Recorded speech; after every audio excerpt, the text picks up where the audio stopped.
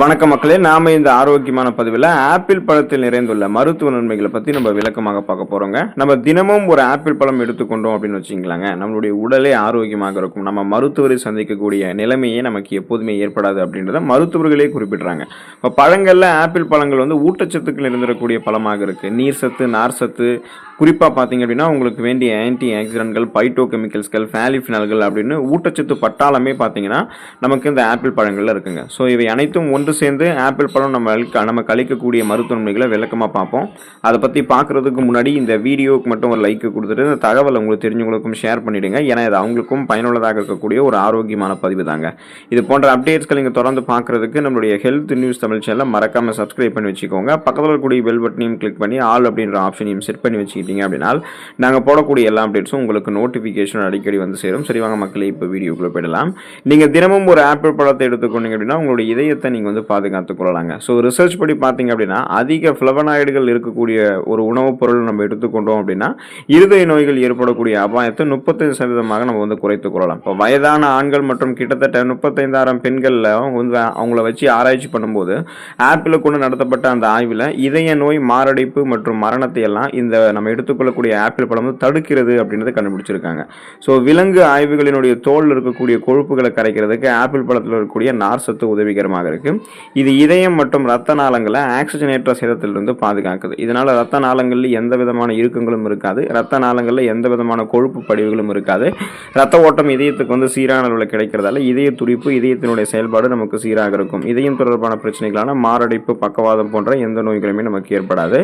நம்ம தினமும் ஒரு ஆப்பிள் பழங்கள் எடுத்துக்கொண்டோம் அப்படின்னா மூளை ஆரோக்கியத்தை வந்து பராமரித்துக் கொள்ளலாங்க. ஸோ அதுக்கான காரணம் என்ன அப்படின்னா ஆப்பிள் பழங்கள் இருக்கக்கூடிய ஃபேலிஃபினால்கள் ஊட்டச்சத்து. ஸோ இந்த ஃபேலிஃபினால்கள் வந்து மூளையை பார்க்கின்சன், அல்சைமர், டிமென்ஷியா போன்ற ஞாபக மறதியல் சார்ந்த அந்த நரம்பியல் கடத்தியல் நோய்களிலிருந்து நம்மை பாதுகாக்குது. வயது தொடர்பான நினைவாற்றல் இழப்பிலிருந்து நம்மை பாதுகாக்குது. ஆப்பிள் ஜூஸ் எல்லாம் வயதானவர்கள் எடுத்துக்கொள்ளும் போது அவங்களுக்கு அந்த ஃபோலேட் குறைபாட்டை சரி செய்யும் போது அல்சைமர் நோயை தூண்டக்கூடிய புரதங்களினுடைய செறிவை வந்து குறைத்துக் கொள்ளலாம். இதனால நரம்பியல் கடத்தியான அசிட்டைல் கொலையினுடைய அளவை இந்த ஆப்பிள் ஜூஸ் வந்து பராமரிக்கிறதுக்கு ஹெல்ப் பண்ணும். ஸோ வயதானவர்கள் வந்து ஆப்பிள் ஜூஸாகவும் எடுத்துக்கொள்ளலாம், இல்லை ஆப்பிளில் வந்து பீஸ் பண்ணி அப்படியே நீங்கள் எப்படி வேணாலும் எடுத்துக்கொள்ளலாம். கூடுமான வரைக்கும் ஜூஸாக எடுத்துக்கொள்ளாமல் அப்படியே நீங்கள் வந்து பீஸ் பண்ணி ஆப்பிள் பழத்தை கடித்து எடுத்துக்கொள்வது தான் உங்களுக்கு வந்து நல்லது. ஸோ அந்த மாதிரி நீங்கள் எடுத்துக்கொள்ளும் போது முழு ஊட்டச்சத்துக்களுமே உங்களுக்கு வந்து கிடைக்கும். மூளை நரம்புகள் இருக்கக்கூடிய இறுக்கங்கள் தளர்த்தப்பட்டு மூளை நரம்புகள் வழியாக ரத்த ஓட்டம் பாயப்படும். செல்கள் மீண்டும் மீண்டும் புதுப்பிக்கப்பட்டு நீங்கள் சிந்தித்து செயல்படக்கூடிய ஆற்றலை பெறுவீங்க. அதனால் மூளையினுடைய ஆரோக்கியம் உங்களுக்கு தொடர்ந்து பராமரிக்கப்படும். நினைவாற்றல் திறனெல்லாம் உங்களுக்கு வந்து மேம்பட ஆரம்பிக்கும். இப்போ நீங்கள் தினமும் ஒரு ஆப்பிள் பழங்கள் எடுத்துக்கொண்டீங்க அப்படின்னா உங்களுடைய முகப்பொருட்களை வந்து உங்களால் குறைக்க முடியுங்க. அப்போ பார்த்தீங்க அப்படின்னா ஆப்பிள் பழங்கள் இருக்கக்கூடிய ஃப்ளோரிசன், அந்த ஃப்ளோரிசன் என்ன பண்ணும் அப்படின்னா வயதான சருமத்தை நீக்குவதற்கு உங்களுக்கு உதவிகரமாக இருக்கும். அபிஜெனின், ஜெனிஸ்டின் மற்றும் ஃபிரஃபாலிஃபினால்கள் உங்களுடைய சருமத்தை வந்து சூரிய ஒளி மற்றும் புற ஊதா கதிர்களால் ஏற்படக்கூடிய அலர்ச்சி மற்றும் கருப்பு வெள்ளை புள்ளிகளிலிருந்து பாதுகாக்குதுங்க. இப்போ சருமத்தில் உண்டாகக்கூடிய எண்ணெய் சுரப்பை கட்டுப்படுத்தி முகப்பொருட்கள் வருவது தடுக்கக்கூடியதாக இருக்கு. ஸோ இது வந்து தோல் புற்றுநோய், அதாவது ஸ்கின் கேன்சர் தடுக்கிறதுக்கு உங்களுக்கு உதவிகரமாக இருக்கு.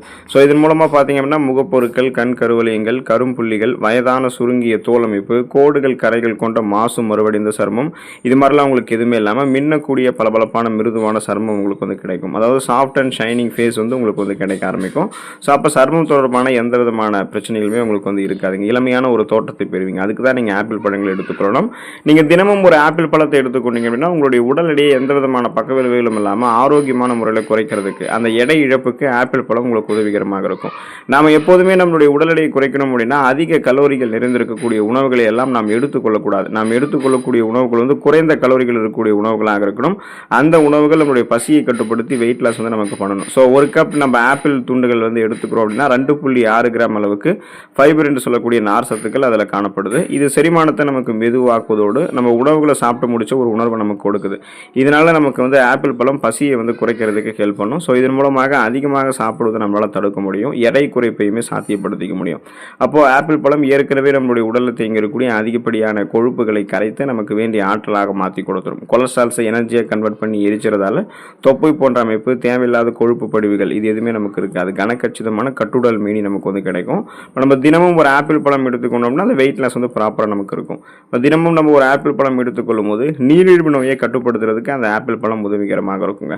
ஸோ அது எப்படின்னு பார்த்தீங்கன்னா இப்போ 9 ஆண்டுகளில் சுமார் 38,000 பெண்களிடம் நடத்தப்பட்ட தொற்று நோயியல் ஆய்வில் ஆப்பிள் உட்கொள்ளக்கூடிய நபர்களுக்கு டைப் 2 நீரிழிவு நோய்க்கும் இடையேயான தொடர்பு வந்து கண்டுபிடிக்கப்பட்டிருக்கு.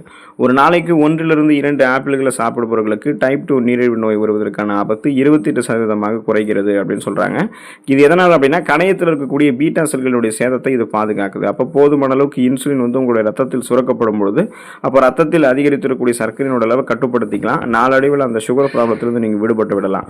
ஃபியூச்சரில் சுகர் ப்ராப்ளம் வரக்கூடாது அப்படின்னு நினைச்சாலுமே நீங்கள் இப்போ இருந்தே ஆப்பிள் பழங்கள் எடுத்துக்கொண்டீங்கன்னா நீரிழிவு அப்படின்ற பேச்சுக்கு இடம் இல்லாமல் நலமோடு இருப்பீங்க. அப்போ தொடர்ந்து தினமும் ஒரு ஆப்பிள் பழம் அப்படின்னு சொல்லக்கூடிய அளவுகளில் ஆப்பிள் பழங்கள் எடுத்துக்கோங்க. உணவுகளை சாப்பிட்டு முடிச்சதுக்கப்புறம் ஆப்பிள் பழங்கள் சாப்பிட்றது இன்னமும் நல்லது. அது செரிமானத்தையும் உங்களுக்கு மேம்படுத்தும், துணை புரியும், ஊட்டச்சத்துக்கள் பெறுவதற்கும் உதவிகரமாக இருக்கும். ஸோ நீங்கள் உங்களுடைய உடல்நலத்தை பராமரித்துக் கொள்ளுங்கள். அடுத்த ஆரோக்கியமான பதிவில் மறக்காமல் சந்திப்போம். நன்றி மக்களே.